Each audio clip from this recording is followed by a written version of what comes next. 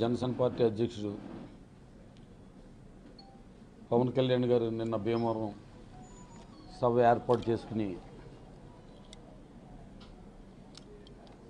ప్రజలను ఉద్దేశించిన మాట్లాడుతూ ఆయన మాట్లాడిన విధానం కానీ అది కానీ చూస్తుంటే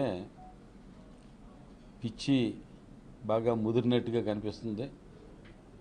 ఎందుకంటే ఆల్రెడీ గతంలో ఆయన మాట్లాడే విధానం కానీ ఆయన భాష కానీ లేతే ఆయన ఊగిపోవడం కానీ రెచ్చిపోవడం కానీ ఈ లక్షణాలన్నీ కూడా ఏంటంటే అది ఒక పిచ్చికి సంబంధించిన లక్షణాలే. చూస్తూ ఉంటాం, ఎవరైనా ఆ రకంగా బయట ఎవరన్నా మాట్లాడుతుంటే వీటికి ఏమన్నా పిచ్చెక్కింది ఏంట్రా అని అనుకుంటాం. మరి ఈ రకంగా బాగా పిచ్చి ముదిరిపోయిన వ్యక్తిని తప్పనిసరిగా వైద్యం చేస్తే బాగుంటుంది అని చెప్పినప్పటికీ కూడా మరి పవన్ కళ్యాణ్ గారు ఎవరి మాట వింటున్నాడో లేదో తెలీదు, లేకపోతే ఆయనకి చూపించారో లేదో తెలీదు. ముఖ్యంగా వాళ్ళ అన్నగారు చిరంజీవి గారు కూడా నా తమ్ముడి పక్షాన్నే నిలబడతాను అని చెప్పి నిన్న మొన్న స్టేట్మెంట్లు కూడా చూసాం. చిరంజీవి గారికి ప్రత్యేకంగా ఆ కుటుంబ పెద్దగా ఆయన అన్నగా విజ్ఞప్తి చేస్తున్నా, సార్ రాజకీయాలు ఎన్నికల్లో పోటీ చేసినప్పుడు సపోర్ట్ చేయడము ఇవన్నీ కాదు, దయవించి మీరు మీ సోదరుడు మానసిక ఆరోగ్య స్థితి గురించి పట్టించుకుని హాస్పిటల్లో చూపించి కొంతకాలం సభ్య సమాజంలోకి రాకుండా ఆపితే గనక చాలా బాగుంటుందని చెప్పి ఆయనకి సూచన చేస్తున్నా. ఎందుకంటే భీమవరం వచ్చిన తర్వాత ఆయన మాట్లాడిన భాష జగన్మోహన్ రెడ్డి గారి గురించి, ముఖ్యమంత్రి గారి గురించి బ్లేడ్ బ్యాచ్ అని లేదా కడప బాంబులని, మీరు రండి దమ్ముంటే ఏ సెంటర్ ఇస్తావో సెంటర్కి నేను ఒక్కడనే వస్తాను సింగిల్గా అని నాకు సవాల్ చేయడం, నన్ను ఒక రౌడీగా పోల్చడం, ఇవన్నీ చాలా విచిత్రమైన ఆయన మానసిక స్థితిని తెలియజేస్తున్నాయి. ఎందుకంటే మేమంతా బాగానే ఉన్నాం మామూలుగా, ఆయన వచ్చి కడప నుంచి బాంబులు తెచ్చుకుంటావా, నీ బ్లేడ్ బ్యాచ్ని తెచ్చుకుంటావా, ఏ సెంటర్ ఇస్తావు, ఏ సెంటర్కి రమ్మంటావు, అలాగే జగన్మోహన్ రెడ్డి గారు రౌడీ నేను రౌడీ అన్నట్టుగా మాట్లాడుతుంటే అసలు ఇక్కడ ఈ భాషను బట్టి చూస్తుంటే ప్రజలకి స్పష్టంగా అర్థమవుతుంది రౌడీ బ్యాచ్, రౌడీ ఎవరు అన్నది. రౌడీ భాష మాట్లాడుతుంది ఎవరు? పవన్ కళ్యాణ్ గారు.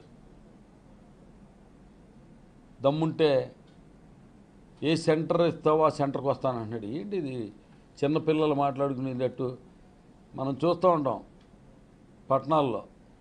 ఇది కూడా ఇప్పుడు కాదు, పూర్వం సెంటర్లు ఇచ్చుకునేవారు. అలాగే ఆ స్థాయికి దిగజారిపోయి ఒక ఆకు రౌడీలాగా మాట్లాడుతూ ఎదటి వాళ్ళని రౌడీలని మాట్లాడతాం, బ్లేడ్ బ్యాచీలు అంటాం, గంజాయి బ్యాచీలు అంటాం. ఇవన్నీ చూస్తుంటే నిజంగా చాలా విచారం కలుగుతుంది. అదే సమయంలో భయం కూడా కలుగుతుంది. అంటే మనిషికి ఏదన్నా పిచ్చి పడితే దానివల్ల ఆ కుటుంబ సభ్యులు చుట్టుపక్కల ఉన్న వాళ్ళకి కొద్దిగా ఏమన్నా చిన్న ఇబ్బందే ఉంటుంది. కానీ కుక్కకి పిచ్చి పడితే అది కరిసిందనుకో మళ్ళీ బొడ్డు చుట్టూ ఇంజక్షన్ చేయించుకోవాలి, పచ్చిం చేయాలి. అలాగే భీమవరం నియోజకవర్గానికి సంబంధించి డంపింగ్ యార్డ్ గురించి మాట్లాడుతున్నాడు ఆయన. గత ఎన్నికల్లో 19 ఎన్నికల ముందు ఎన్నికల్లో ఇప్పుడు ఆయన పార్టీ క్యాండిడేట్ 10 సంవత్సరాలు ఎమ్మెల్యేగా ఉన్నాడు, అసమర్థుడు వీడు, డంపింగ్ యార్డ్ లేదా కంపోస్ట్ యార్డ్ ఏర్పాటు చేయలేకపోయాడు అని చెప్పి తన పక్కన ఉన్న ఇప్పుడు వాళ్ళ పార్టీ క్యాండిడేట్ గురించే విమర్శ చేశాడు ఈయన. అంటే 10 సంవత్సరాలు ఎమ్మెల్యేగా ఉన్న ఆయన కంపోస్ట్ యార్డ్ ఏర్పాటు చేయలేకపోయాడు, అసమర్థుడు అని చెప్పి తిట్టిన అతను ఇప్పుడు అతనికే టికెట్ ఇచ్చాడు. అంటే రాజకీయాల్లో విలువల గురించి వాటి గురించి మాట్లాడుతున్నానని చాలా గొప్పగా చెప్పుకునే ఈ వ్యక్తి ఎటువంటి వ్యక్తి అనేది ఒక చిన్న ఉదాహరణ చాలు. అసలు విలువలు లేవు. ఇవాళ ఇప్పుడు మాట్లాడింది మళ్ళీ ఇంకో గంట తర్వాత మాటలు మారుస్తాడు. ఊసరవెల్లిలాగా రంగులు మార్చినట్టు ఎప్పుడు ఏది మాట్లాడతాడో కూడా తెలియదు. అసలు ఆ భీమవరం గురించి ఏం తెలుసని, భీమవరంలో కంపోస్ట్ యార్డ్ ఏర్పాటు చేయడానికి 6 ఎకరాల 60 సెంట్లు భూమి సేకరించి దానికి సంబంధించిన ఆ రైతులకి డబ్బులు కూడా చెల్లించి భూమిని స్వాధీనం చేసుకోవడం కూడా అయ్యింది. ఇది అనేక సార్లు స్పష్టంగా ప్రజలకు తెలియజేశాం. నీకు ఎవడు రాసి ఇచ్చాడో స్క్రిప్టు? అసలు నాకైతే అజ్ఞానంతో లేకపోతే పిచ్చితో మాట్లాడుతున్నాడో తెలియదు ఆయన. ఈ పిచ్చి ముదిరి సమాజానికి ఇబ్బంది కలగకుండా ఉండాలని మేము కోరుకునేది. మేము ప్రత్యేకంగా ఏంటంటే ఆయన ఆరోగ్యం గురించి గతంలోనే ఆందోళన వ్యక్తం చేయడం జరిగింది. చిరంజీవి గారు అయితే కనుక ఆయన సినిమాలు ఆడటం కోసం, చిరంజీవి గారు వెళ్ళి ఒకసారి జగన్మోహన్ రెడ్డి గారిని కలిసి సినిమా పరిశ్రమ గురించి రిక్వెస్ట్ చేస్తూ ఒక ముఖ్యమంత్రి హోదాలో ఆయన్ని నమస్కారం చేస్తే దాన్ని సహించలేని పవన్ కళ్యాణ్ గారు చిరంజీవి సినిమాని బాయ్కాట్ చేయమంటే ఆ తర్వాత విడుదలైన సినిమాకి ఓపెనింగ్స్ కూడా లేవు. తన సినిమా ఆడాలంటే కనుక పవన్ కళ్యాణ్ గారి అభిమానులు వస్తేనే కానీ నా సినిమా ఆడదు అని చెప్పి చిరంజీవి గారు పక్క కమర్షియల్ అనేది మనందరికీ తెలుసు. అందుకే ఆయన ఏం చేశాడంటే తర్వాత పవన్ కళ్యాణ్ గారిని 2 మాటలు పోగొట్టడం, లేదంటే మొన్న ఈ మధ్యన ఏదో రేపు ఒక 4-5 నెలల్లో కొత్త సినిమా ఏదో రిలీజ్ అవుతుంది. ఆ సినిమాకి ఓపెనింగ్స్ కావాలని చెప్పి, ఓపెనింగ్స్ కావాలంటే పవన్ కళ్యాణ్ గారిని పట్టుకోవాలని ఒక 5 కోట్ల రూపాయలు ఏదో ఎలక్షన్ ఫండ్ కింద, పార్టీ ఫండ్ కింద ఇవ్వడం కూడా జరిగింది. ఇది వీళ్ళ మనస్తత్వాలు అంతా చూస్తూ ఉంటే కనుక పైసా కోసం ఏదైనా చేస్తారు.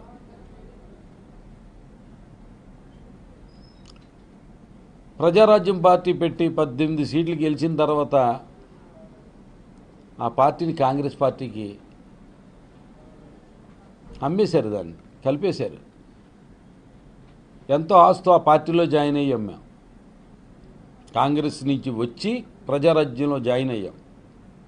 ఆయన హోల్సేల్గా అమ్మేశాడు. ఆయన కేంద్ర మంత్రి పదవి తీసుకున్నాడు. ఇప్పుడు ఈయన 10 ఏళ్ల మట్టి పార్టీని నడుపుతున్నాను, రోడ్ల మీద యుద్ధం చేస్తున్నాను అని అంటున్నాడు. ఎప్పుడు చేసాడండి ఈయన? సినిమా షూటింగ్లు చూసుకుంటా, డబ్బులు సంపాదించుకుంటా ప్రజల మధ్యన ఎప్పుడు ఉన్నాడు? కోవిడ్ వచ్చినప్పుడు ఎక్కడైనా వచ్చాడా? కనిపించాడా అసలు ఈ పవన్ కళ్యాణ్ గారు?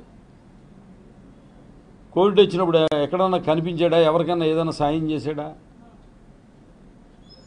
అదే ప్రజాక్షేత్రంలోనే ఉన్నానో, రోడ్ల మీదే ఉన్నానో, యుద్ధం చేస్తున్నాను అంటున్నాడు. ఎక్కడ చేసాడు ఏంటో తెలియదు. ఒకసారి కారు డిక్కీలో పొడికిన టీ తాగుతా ఒక ఫోటో ఇస్తాడు. ఒకసారి ఏమో ఆవులకి అట్టుపళ్ళు తినిపిస్తా ఒక వీడియో రిలీజ్ చేస్తాడు. ఇదే ప్రజాక్షేత్రంలో ఉండటమంటే, ప్రజల కోసం పోరాడతామంటే. అరే ఒకసారి ఏమో పాసిపోయిన లడ్డూలు ఇచ్చారు మోడీ గారు అని చెప్పి ఉద్రేకంగా అరిచేస్తాడు. తర్వాత అదే మోడీ గారితో ఇప్పుడు పోలవరం ప్రాజెక్టు పూర్తి చేయించేస్తాను అన్నాడు. అసలు రాజకీయాల్లో ఇంత దగ్గులబాజీని ఎప్పుడు కూడా చూడలేదు మేము. ఇలా ఆంధ్రప్రదేశ్ రాజకీయాలు ఇంత అస్పష్టంగా, ఇంత అయోమయంగా, ఇంత గందరగోళంగా ఉన్నాయంటే కనుక మన దురదృష్టం ఏంటంటే, చిరంజీవి గారిలాగా ఈయన ఈ పార్టీని ఆ తెలుగుదేశం పార్టీలో కలిపేసి ఉంటే బాగుండు. కలిపేసి ఉంటే కనుక ఒకసారే వస్తుంది ప్యాకేజీ. ఆ పార్టీని అలా ఉంచుకుంటూ ఎలక్షన్లకి కూడా ప్యాకేజీ తీసుకోవచ్చని మంచి ప్రొఫెషనల్ అయిన పవన్ కళ్యాణ్ గారు మంచి వ్యాపారవేత్త. ఒక పార్టీ పెట్టి దాని ద్వారా ఎలా డబ్బులు సంపాదించవచ్చు అనేది తెలుసుకున్న వ్యక్తి. నీ తత్వం తెలుసు కాబట్టే అనేక మంది మీ పార్టీలో ఉన్నవాళ్ళు చాలామంది బయటికి వెళ్ళిపోయారు. నిన్న కాక మొన్న పోతిన మహేష్తో పాటు నిన్న కూడా చాలామంది నియోజక ఇన్ఛార్జీలు అందరూ కూడా నీ పార్టీకి రాజీనామా చేసి వైసీపీలో జాయిన్ అవ్వడం జరిగింది. అలాగే మాట్లాడితే అర్బన్ బ్యాంక్ గురించి మాట్లాడుతూ ఉంటాం. 2019లో నీ విమర్శలకి స్పష్టంగా పిన్ టు పిన్ బ్యాంకుకి సంబంధించిన విషయాలన్నీ కూడా చెప్పడం జరిగింది. అది ప్రజలందరూ కూడా గ్రహించారు. అందుకే నువ్వు విమర్శించిన తర్వాత 2019 ఎన్నికల్లో నిన్ను కాదని నన్ను గెలిపించారు. సరే, దీన్ని బట్టి అయినా కూడా కనీసం మినిమం జ్ఞానం ఉన్నవాడికి ఎవరికైనా అర్థమవుతుంది నేను ఏ తప్పు చేయలేదన్నది. ప్రజల తీర్పు ద్వారా 19 ఎన్నికల్లో గ్రంథి శ్రీనివాస్ది ఏ తప్పు లేదు, ఈయన చేసిన ఆరోపణలు, బ్యాంక్ విషయంలో చేసిన ఆరోపణలన్నీ కూడా అసత్యాలని స్పష్టమైన తీర్పు ద్వారా విజయాన్ని అందించడం ద్వారా స్పష్టం చేశారు. అది కూడా గ్రహించలేని అజ్ఞాని ఎవరన్నా ఉన్నారంటే పవన్ కళ్యాణ్.